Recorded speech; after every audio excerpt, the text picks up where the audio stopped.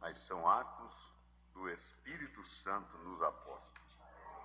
Então, todos esses atos aqui foram praticados pelo Espírito Santo, usando os apóstolos. Então, são atos do Espírito Santo. Diz assim: concernente a Jesus de Nazaré, como Deus o ungiu com o Espírito Santo e com poder.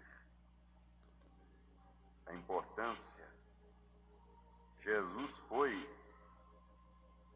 o personagem ímpar no mundo porque ele era ungido com o Espírito Santo e com poder.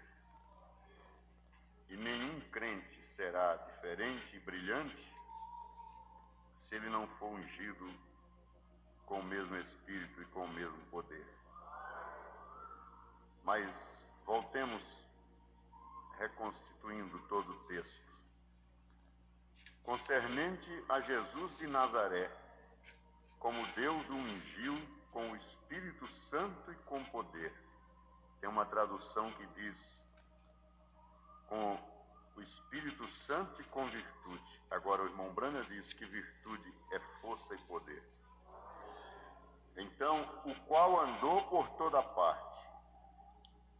Jesus andou por toda parte, fazendo o bem. É isso que nós temos que fazer, é fazer o bem.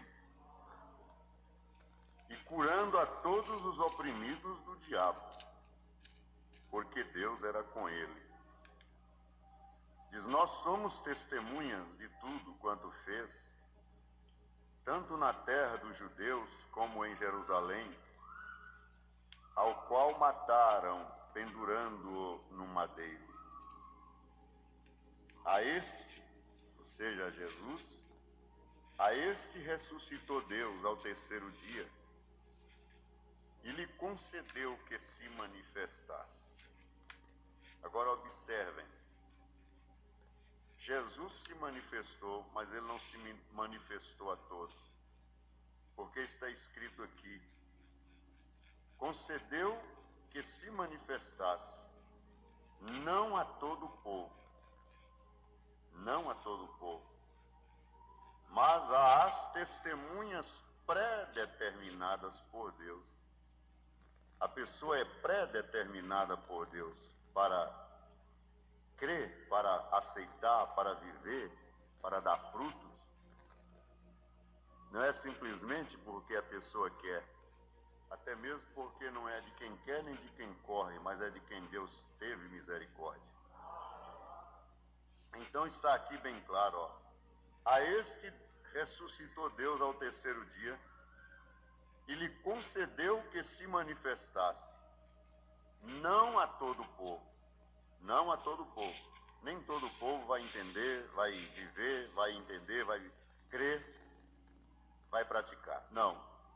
Mas às testemunhas pré-determinadas por Deus, a nós que comemos e bebemos juntamente com ele, depois que ressurgiu dentre os mortos. Isso, podem se assentar. Eu acho que é importante, eu vou ler de novo, eu já li aqui esses dias, mas é importante que toda família, todo pai, toda mãe, principalmente cada pai, não é? Medite sobre isto aqui, porque isto aqui é uma história real, acontecida com um jornalista em Belo Horizonte, Minas Gerais. Declaração de bens. Veja bem, o pai moderno, muitas vezes, perplexo e angustiado, passa a vida inteira correndo como um louco em busca do futuro e esquecendo-se do agora. Vamos prestar atenção. Nessa luta, renuncia ao presente com prazer e orgulho a cada ano, com prazer e orgulho, e a cada ano preenche sua declaração de bens para o imposto de renda. Cada nova linha crescida foi produto de muito trabalho. Lotes, casas, apartamentos, sítio, casa de praia, automóvel do ano. Tudo isso custou dias, semanas, meses de luta. Mas ele está sedimentando o futuro de sua família. Se partir de repente, já cumpriu sua missão e não vai deixá-la desamparada.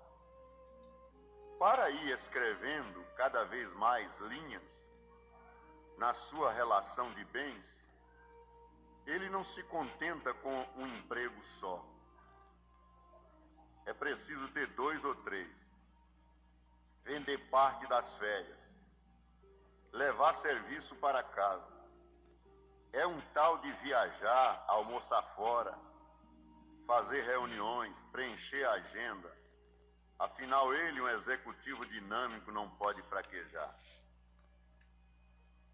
Esse homem se esquece de que a verdadeira declaração de bens, o valor que efetivamente conta, está em outra página do formulário do imposto de renda. Naquelas modestas linhas que, escondidas onde se lê, relação de dependentes. São os filhos que colocou no mundo a quem deve dedicar o melhor de seu tempo. Os filhos, novos demais, não estão interessados em propriedades e no aumento da renda. Eles querem um pai para conviver, dialogar, brincar.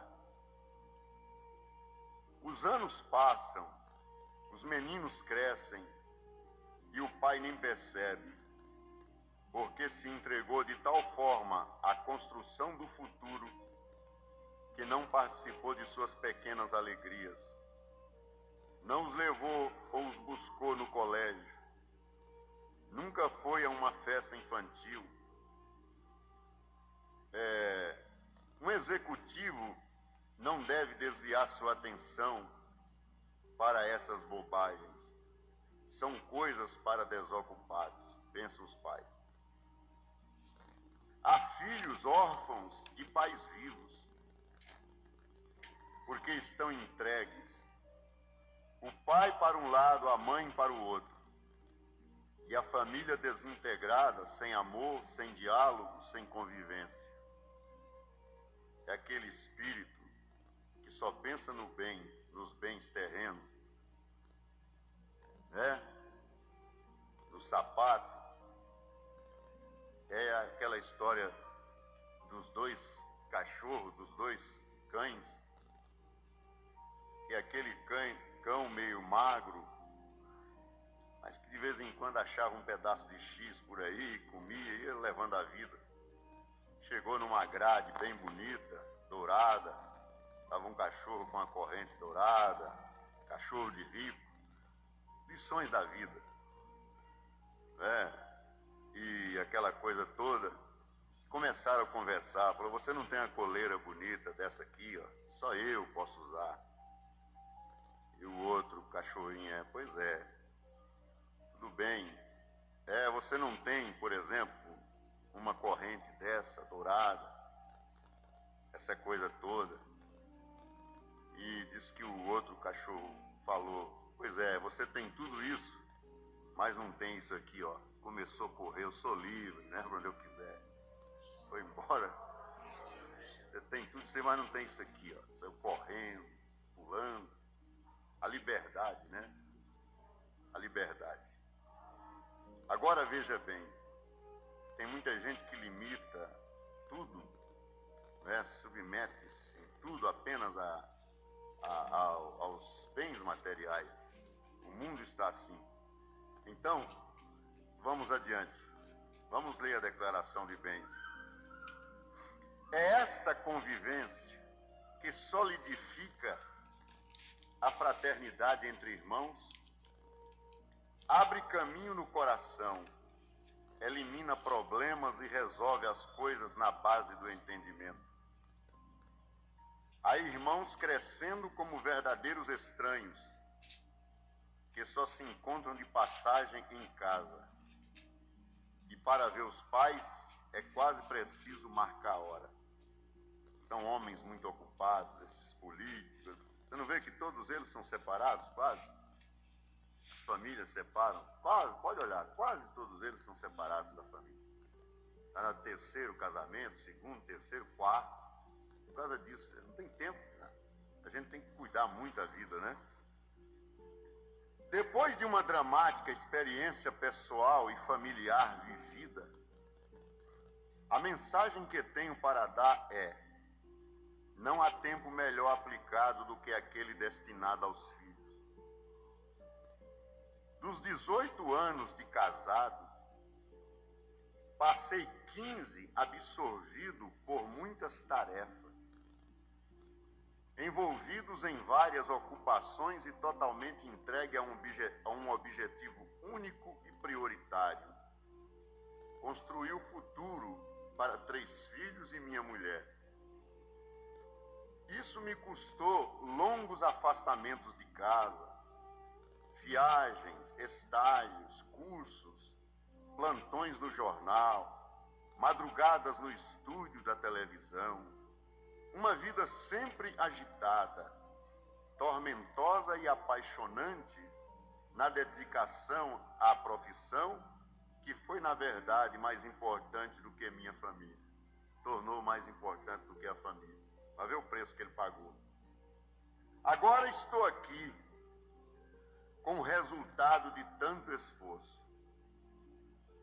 Construí o futuro penosamente e não sei o que fazer com ele depois da perda de Luiz Otávio e Priscila. Presta atenção. Do que vale tudo que juntei, se esses filhos não estão mais aqui para aproveitar isso com a gente? Se o resultado de 30 anos de trabalho fosse consumido agora por um incêndio e desses bens todos não restasse nada mais do que cinzas, isso não teria a menor importância. Não ia provocar o menor abalo em nossa vida, porque a escala de valores mudou e o dinheiro passou a ter peso mínimo e relativo em tudo. Se o dinheiro não foi capaz de comprar a cura de meu filho amado, que se drogou e morreu, não foi capaz de evitar a fuga de minha filhinha, que saiu de casa e prostituiu-se, e dela não tenho mais notícias, para que serve? Para que ser escravo dele, dos bens e do dinheiro? Eu trocaria, explodindo de felicidade, todas as linhas da declaração de bens por 2 únicas que tive de retirar da relação de dependentes: os nomes de Luiz Otávio e de Priscila. E como doeu retirar essas linhas na declaração de 1986, ano base 85. Luiz Otávio morreu aos 14 anos, drogado, e Priscila fugiu um mês antes de completar 15. Essa é a tragédia da vida moderna. Nós precisamos dar mais valor no que nós temos. Vocês são famílias privilegiadíssimas, porque vocês têm a palavra, vocês têm a doutrina, vocês têm o ensinamento. É um privilégio você poder, correto, ter estas coisas, mas vamos mudar a nossa vida nesse ano. Vamos viver mais com os filhos, com a família. Vamos dar um giro aí de 360 graus, mudar tudo e sermos mais cristãos. Correto? Alguém escreveu também uma crônica sobre o Natal. Eu gostaria de ler para vocês também. Estava eu atravessando a Tardinha e me encaminhando para a noite de Natal, fugitivo das minhas circunstâncias e de mim mesmo, quando alguns amigos e amigas me telefonaram sob o pretexto de me desejar felicidade. Em todos notei o mesmo travo de tristeza, atrapalhada com aqueles instantes que se aproximavam da passagem para o dia do advento. Em todos notei o mesmo travo de tristeza. Isso são histórias da vida real, são coisas, né, que a perspicácia, o talento, né, do cronista capta, né, percebe. Eu gosto muito dessas coisas. Preste atenção, como eu, todos estavam encurralados pelo Natal. O Natal encerra a ideia básica de reunião, de concretos laços amorosos, família sólida, todos convocados a uma só casa, não podendo faltar ninguém, nem sendo sequer permitida naquele momento de amálgama a recordação de outra relação trincada. E não é assim com a maioria das pessoas. Na ceia de Natal, na maior parte das vezes, o pensamento dos presentes se volta mais para os ausentes. E eles dizem, é estatística isso, que nesse tempo, fim de ano, Natal, é o tempo de mais suicídio, exatamente por causa dessas lembranças, né? Dessas recordações que a pessoa carrega ali engasgada, atravessada na garganta, na vida, o tempo, o ano todo, né? Que coisa verdadeira, que afirmação verdadeira. Estão mais voltados para a lembrança dos ausentes. Insistem em atacar a lembrança de todas as frustrações e os insucessos das ligações passadas ou a distância e a separação atual com aqueles que se dispersaram do nosso círculo, seja pela morte ou pelo desentendimento. Porque quantas pessoas, né, passaram pela igreja, mas elas não estão mais no nosso círculo. Ou na sua própria vida, né? Você tem que estar preparado para tudo. Tanto para ter mais um no círculo, como para perder também quem nunca você pensava que iria perder do círculo. E estarão ausentes, ou pela morte, ou pelo desentendimento. O Natal é um dia de balanço, em que se afia a navalha da consciência. É o dia dos arrependimentos e dos remorsos, em que se tromba de frente com a muralha dos fracassos. Eu não consegui, lutei, mas não consegui. E se mergulha no mar da impotência de ser feliz. Em nenhum outro dia se constata melhor que a felicidade é permitida, não raro, somente àqueles que nunca foram infelizes. Só os virgens de grandes tropeços podem nutrir a esperança da aventura.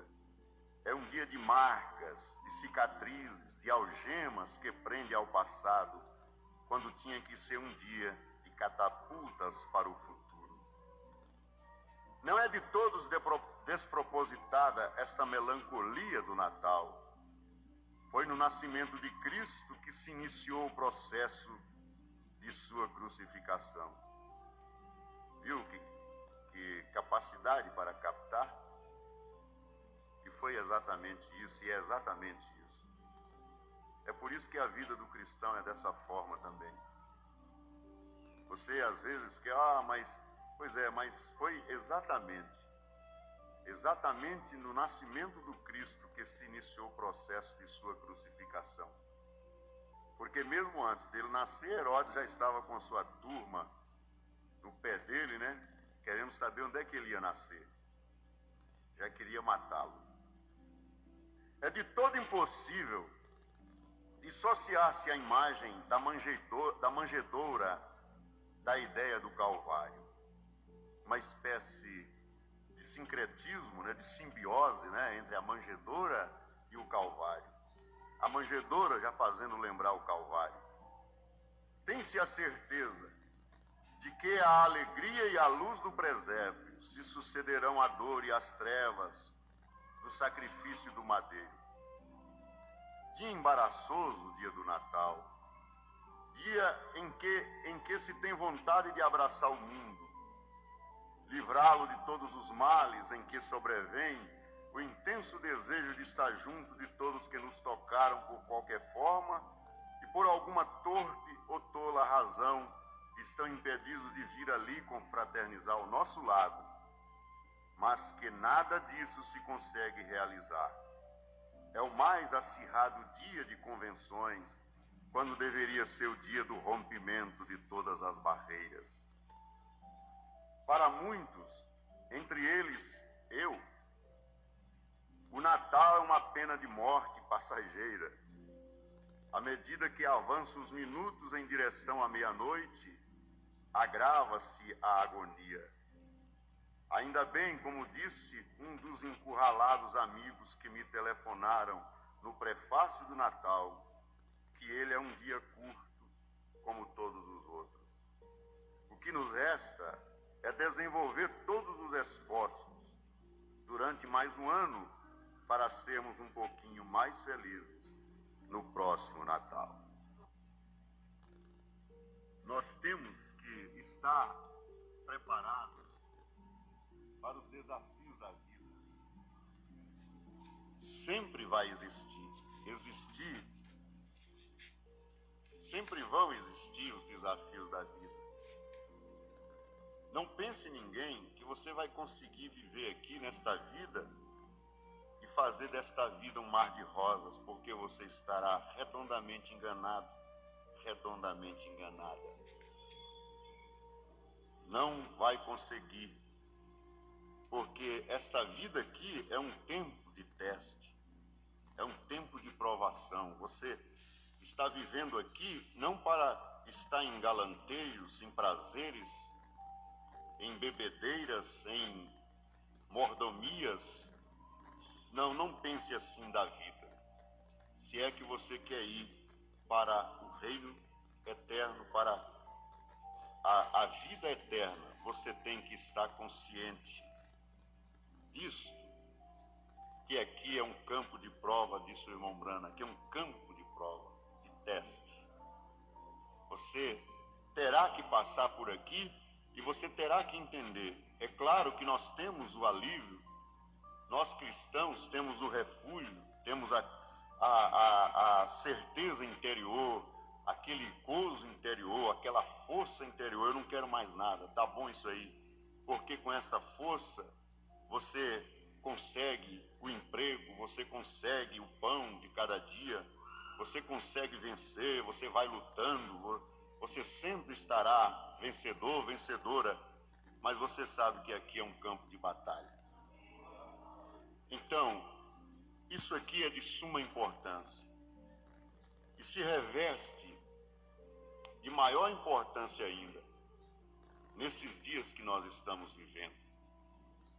Nós temos que vigiar bastante como cristãos para nós não começarmos a perder a rota que foi traçada e que nos propomos a seguir, a andar naquela rota, e de repente você começa a dar bobeira e começa a desviar daquela rota, a sair daquela rota que você sempre andou, não é? Por causa de coisas mínimas, de coisas que não tem nenhum sentido, mas que dependendo do estado de espírito que você está, você faz daquilo um grande problema que vai prejudicar até o seu destino eterno. Porque você pode estar cheio de ódio ou cheia de ódio, você pode estar mal informada, mal informado, e depois você vai entristecer, você vai matar ao Espírito Santo dentro de você, e você será uma pessoa desgraçada, Porque quando você mata o Espírito Santo, você entristece ele, aí acabou. Porque a nossa alegria e a nossa razão de viver é exatamente esse combustível misterioso, importantíssimo, que é a presença do Espírito Santo na nossa vida, nos fazendo romper barreiras, vencer distâncias, problemas, guerras diversas, com família, com onde for, lá fora, onde for você é vencedor, é vencedora. Mas você tem que vigiar, porque isso aqui é um campo de batalha, um campo de teste. Você está aqui na vida, nesse mundo, você está passando por aqui, você está passando por um teste. Você é peregrino, a Bíblia diz que nós somos estrangeiros e peregrinos. Estrangeiro é aquele que está no país do outro, em outro país. Então nós somos estrangeiros e peregrinos. Correto? Aleluia. Agora, dentro deste tempo de teste, de prova, em todas as nossas atividades, em todos os segmentos da atividade humana, seja lá no seu trabalho,